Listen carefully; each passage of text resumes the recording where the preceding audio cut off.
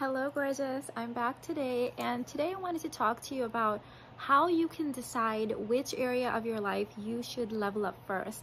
I know sometimes it can be very confusing when you have a lot of different desires. You want the man, but you also want the body, you also want the millions in your bank, you also want the lifestyle. Like, I totally get it. So this is how I did it in my life, just intuitively, and it has absolutely served me well. So I'm gonna go back and walk you through that journey. So for those of you guys that have been following me for a while, you know that I had a very traumatic childhood. There was a lot of childhood sexual abuse and just a lot of other issues because I was born into an immigrant family, and we had food insecurity at times and just a lot of mismanagement of the household and money. So I grew up in very inconsistent times, and there was this desire in my heart to have consistency in my life, to have security in my life, to like not be in this state of chaos all the time. So I remember when I was like 15 years old, this desire just became like even more like conscious, where I was thinking about this all the time, that I just didn't want to be a part of this chaos anymore. And so that first desire that I had was literally, the question was, what will make the biggest impact in my life right now?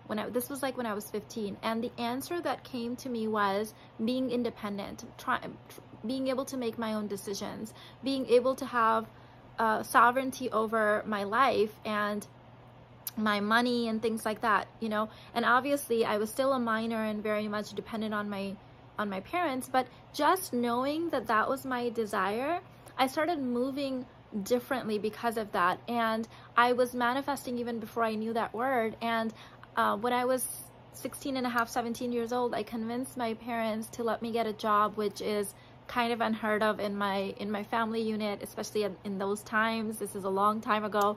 So my parents, like my mom, agreed as long as she was like, you know, gonna pick me and drop me and all those things.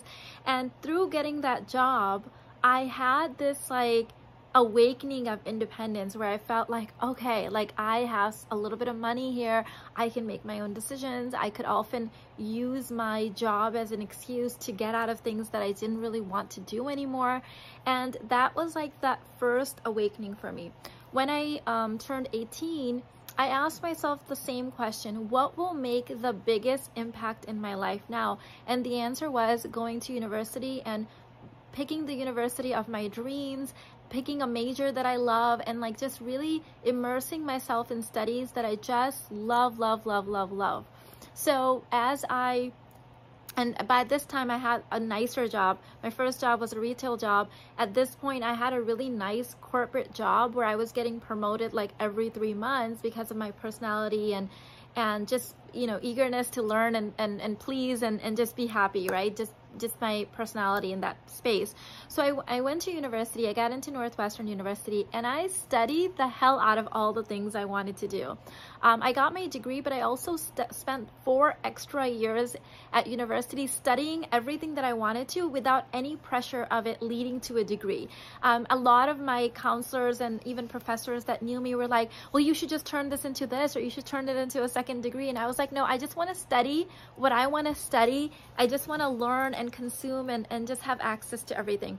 So I did that, and at different periods of time, you're going to start seeing a pattern here. When I was in my early 20s and I asked myself the same question, I started realizing that I didn't want the corporate lifestyle anymore, that was just not for me. And I asked myself the same question: what will make the biggest impact in my life right now? And the answer at that time was starting my own business, like going into business. My mom was just now starting to become successful for the first time in her life, and she was in the real estate business. So I asked my mom's help and support and got into real estate, and that's what I started doing. And you guys know I was married and got pregnant in that marriage, and then that ended in divorce, became a single mom, and that business really was a lifeline for me. So listening to my heart and asking myself what needs to be leveled up next, what will make the biggest impact on my life next, has been a saving grace.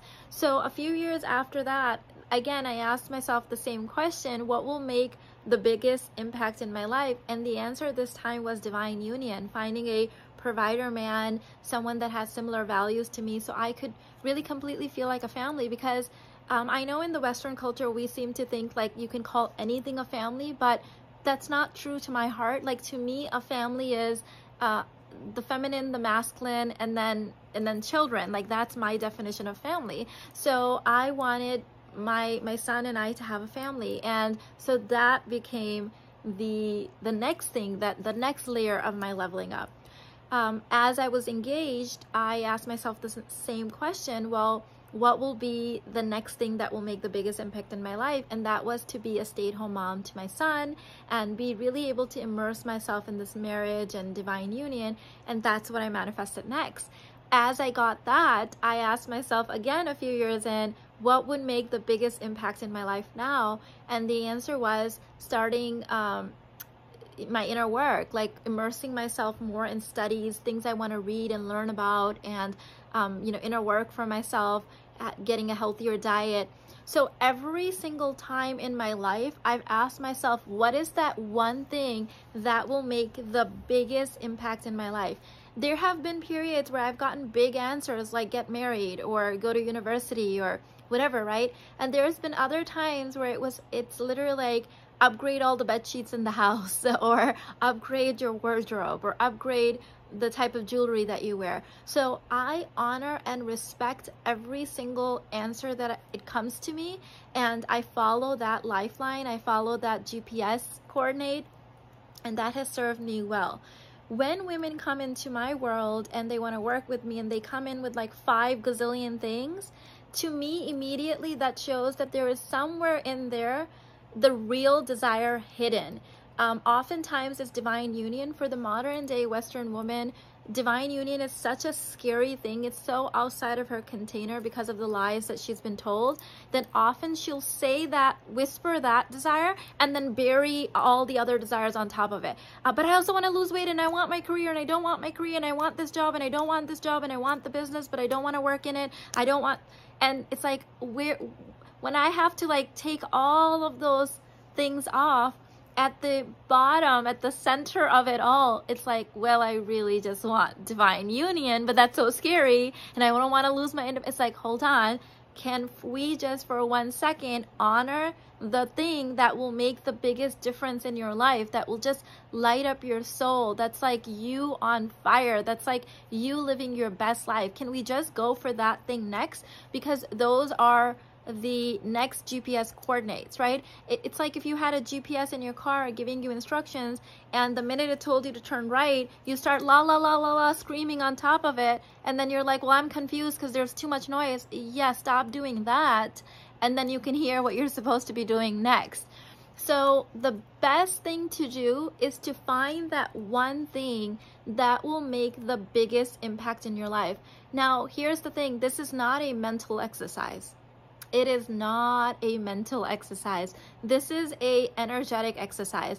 That answer lies in the metaphysical plane. It does not lie in the mental plane. So if you're going to sit there and try to figure out logically and rationally what you should do next, good luck with that. I just wish you well, and because your brain is going to confuse the hell out of you and take you in all different detours until you're back where you started from a year later. Okay, but if you can go into your heart and you can find it from the energetic plane, from the metaphysical plane, that is gold for you. That is the next thing that you must do. That's the next GPS coordinates.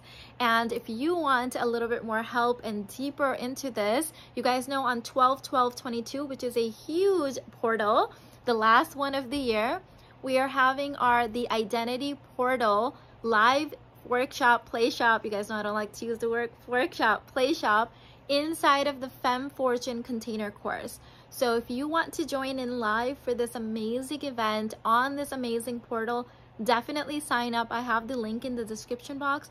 Now, if you already have the Femme Fortune container course or the Conscious Couture, you are bonused in on this. The link can be found in your course dashboard, the schedule, all of that stuff, and the recording will also be placed there after the live session. But if you are not in one of those courses, girl, you need to sign up, because this will forever change your life. Imagine if you knew exactly the moves you need to make next, exactly the things that you need to do so that you can start listening to those metaphysical nudges and GPS coordinates, you would know exactly where you need to go and the things that you need to be leveling up next, versus going in all of these gazillion directions and actually not moving at all in your life. So this is happening on 12/12/22. Link is below. If you're watching this years later, you can still access that recording by signing up for the FEM container course. I love you, and I'll see you in the next one. Bye.